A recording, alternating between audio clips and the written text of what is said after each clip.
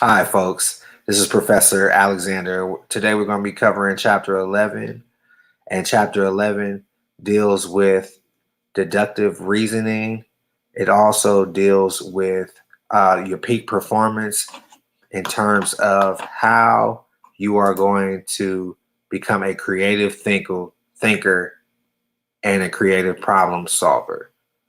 And remember, folks, it takes a village. So we're going to go ahead and get started. Chapter 11, diving right into it.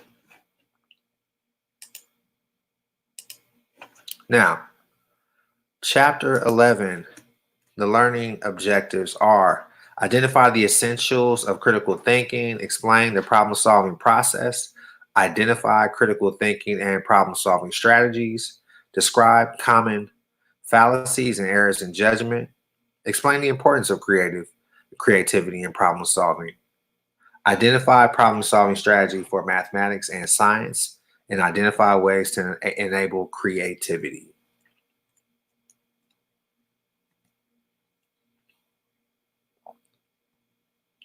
So, some strategies for critical thinking and problem solving strategies have to do with having a positive attitude. This is just coming in knowing that you can develop and grow your growth mindset versus having a fixed mindset, asking your peers questions, asking your instructor questions, asking your TA questions. Persistence pays off. That never die mentality. You just got to keep going. Use creativity. Pay attention. See all sides of the issue and use reasoning. These are all important in developing your critical thinking and problem solving strategies. Be rested and healthy. So, here are some characteristics of critical thinkers.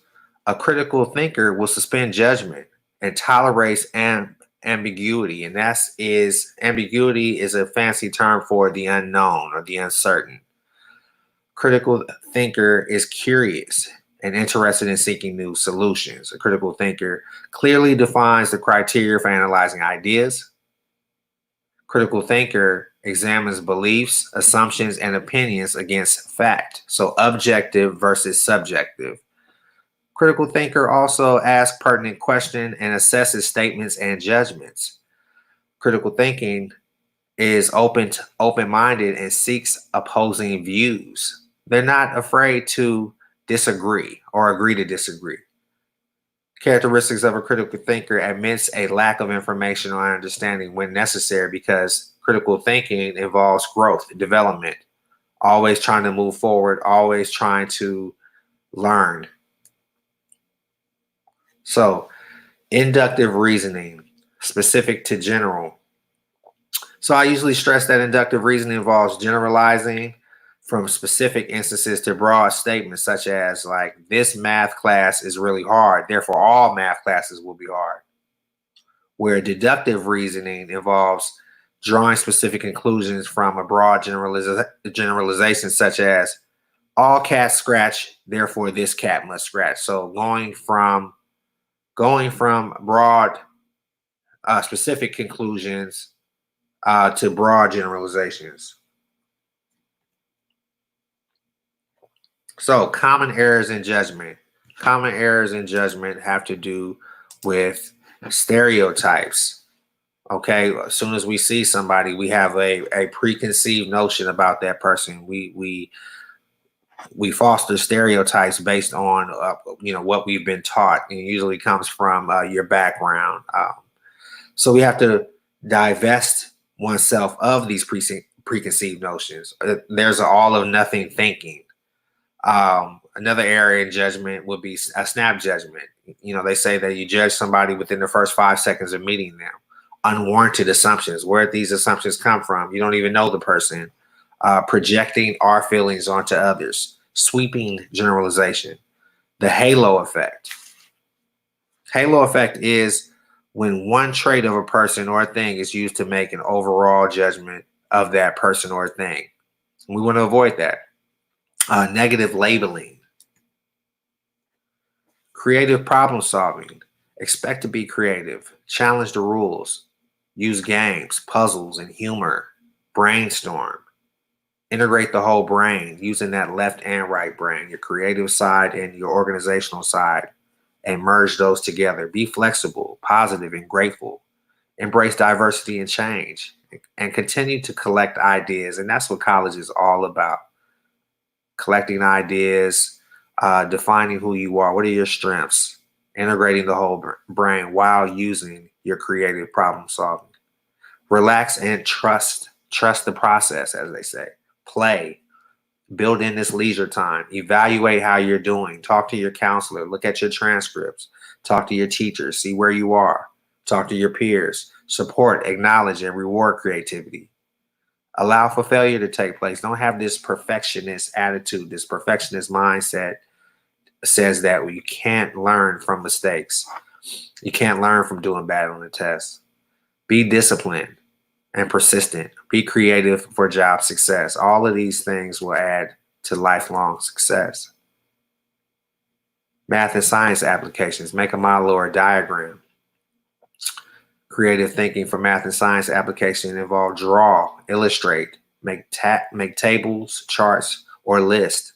Look for patterns and connections. Act out the problem. Simplify it. Translate word into equations. Estimate. Make reasonable guess. Check the guess and revise.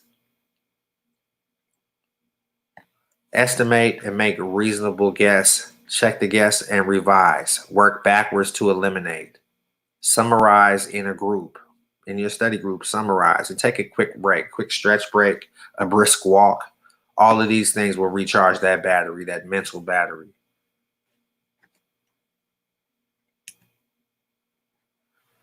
Overcoming math and science anxiety. Doing your prep work will yield results tenfold. Keep up and review often.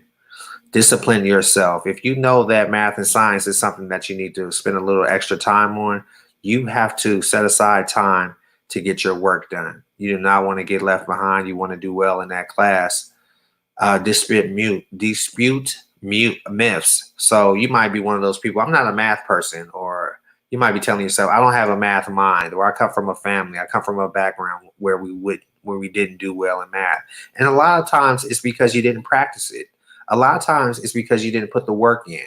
So let's dispute those myths. Ask for help. Every college has a tutorial service, math tutorial, academic skills center. You can go online, like Khan Academy. There are really no excuses this day and age. You have to put the work in and tap into the resources that the college campus has. So the problem solving checklist is: have you approached the class with a positive attitude?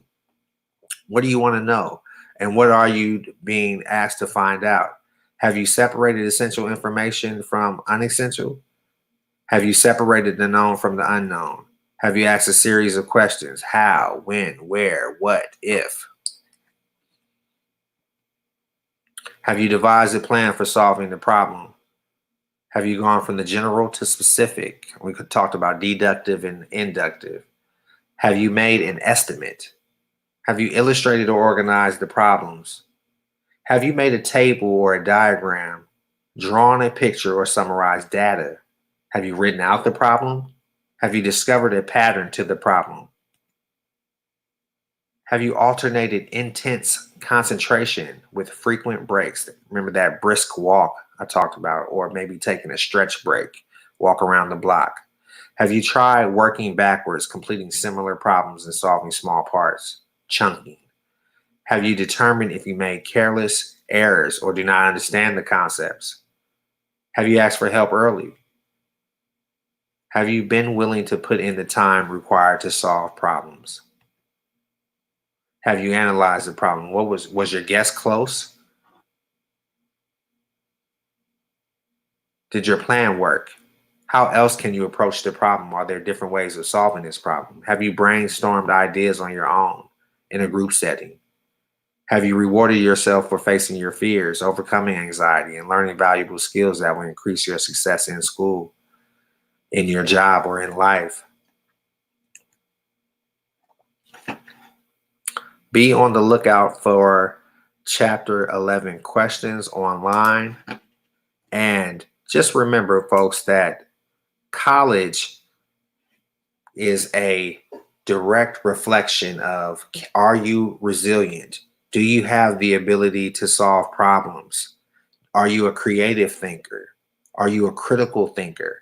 So these are some of the main things that we tapped into in this particular chapter. I want you to go back and reflect on, have you utilized any of your critical thinking skills? And you will find that you probably have. So remember, folks, again, it takes a village. It takes all of us willing to help out one another. And that's it for today.